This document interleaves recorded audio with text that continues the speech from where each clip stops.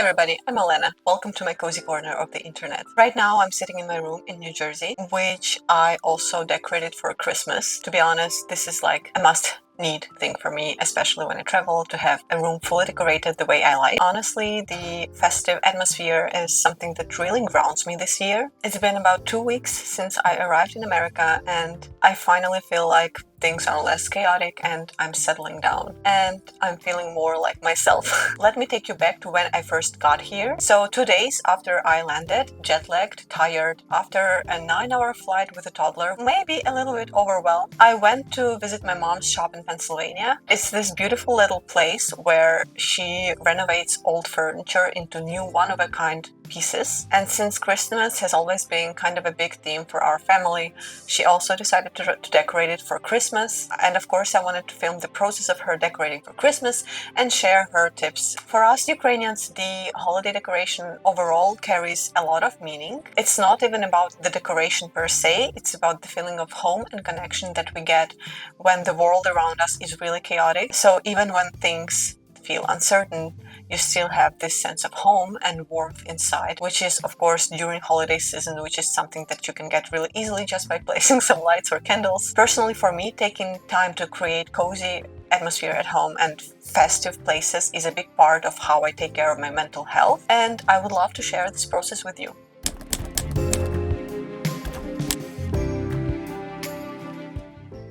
So when it comes to decorating a tree, my mom and I, we have very different approaches. She's like fast and efficient, and she knows what to do at exact moment. She has decorated so many Christmas trees over the years. She already knows what to do. She's not waiting around. And I'm like the complete opposite. So as a designer, she of course has a clear vision from the start. But for me, it's important to slow down. I like to ground myself in the moment, create an atmosphere, and fully enjoy the process. Before I even touch the tree, I always take time to set the mood and set my intentions. I like to light a candle, put on some soft holiday indie music, especially the playlist from Alex Rainbird Music, for example. Arrange all the ornaments or all the ribbons so that everything is within the reach, and simply enjoy the process. Taking those couple of intentional steps really helps me set the mood and transform what could be a rushed task into something meditative and meaningful. So the very first step, one that you absolutely do not want to skip, is fluffing the branches.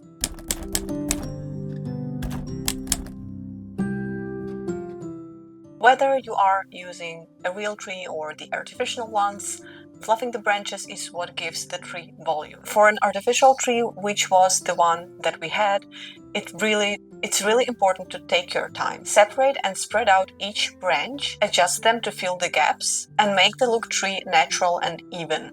Work section by section, start at the bottom and then moving up. It might feel tedious, but trust me, it makes a big difference. A perfectly fluffed tree is a canvas for everything else: ribbons, ornaments, and lights. You name it.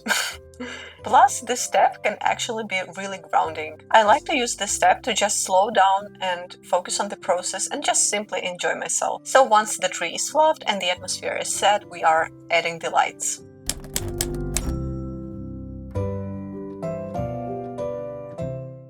So this step is all about creating depth, really, both metaphorically and physically. I like to take my time weaving in the lights into the branches, starting at the base and then moving upward. My mom, of course, would probably get this done in half time, but for me, as usual, as everything in this life, for me, it's time to enjoy the process and focus on the present moment. By the way, the glow of the lights always feels so magical to me. It's like the first step of bringing the tree to life and of getting this Christmas coziness that I always crave for. So after adding the lights, it's time to add ornaments, which is my favorite part of decorating a tree.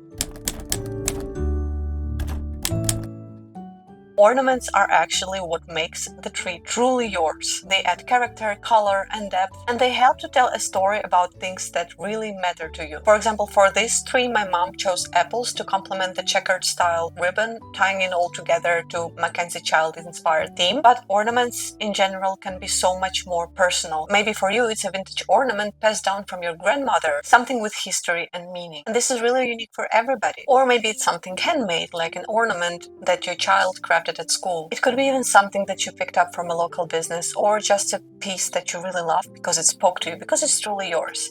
The beauty of the ornaments is that they don't have to match at all. They can be anything you want. And that's the wonderful part about it. They can be fully about you and about the story that you want to tell. But of course, there are some ground rules that are better to be followed. So if you are looking for a beginner tip, always start with a larger ornament first. Place these near the trunk to create a foundation and to cover any big gaps. Then work your way outward with smaller ornaments, spreading them evenly to keep the tree balanced. And if you are working with smaller ornaments, you can also group them with a set of 3 to make them a bit bigger, to add a little bit of volume. Clustering them together actually creates a bigger ornament and also makes it a little bit more fun because there's also more color and more texture to the tree. That's actually what we did with our Christmas tree this year. A little reflection tip from my side: as you hang each ornament, try to appreciate its story. Remember that whether it's a family heirloom or something unique that you picked up in a flea market, for example, or in a thrift store, or even just in a Target, for example, every piece contributes to your tree's character. That's what makes the tree beautiful. It's not about the pieces in itself, but it's about what the tree represents. One of the key elements of our tree this year is ribbons.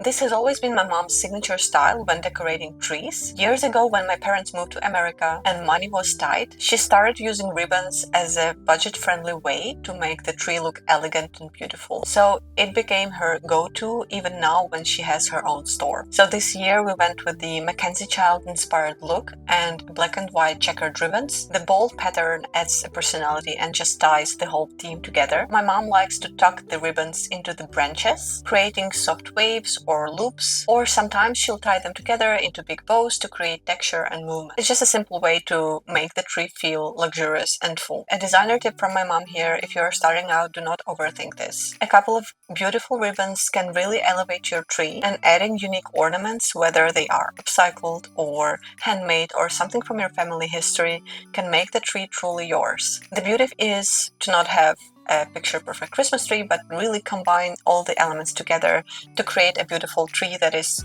uniquely yours.